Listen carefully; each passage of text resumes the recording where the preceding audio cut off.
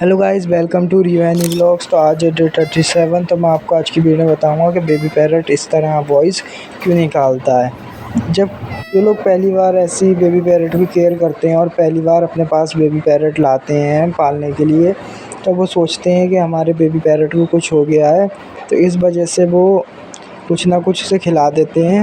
कहीं से वीडियो देख के या किसी से पूछ के, जिससे नॉलेज नहीं होती है, कुछ ऐसा खिला देते हैं जिससे बेबी पैरट जो है बीमार पड़ के मर जाता है। तो आपको ऐसा नहीं करना है। ये एक नेचुरल चीज़ होती है बेबी पैरट की। कभी कभी वो आपसे कम्युनिकेट करने के लिए भी इस तरह बात करते हैं। ये नेचुरल चीज़ है, आपको इसमें घबराने वाली कोई बात नहीं। आई होप कि आपको जो भी पसंद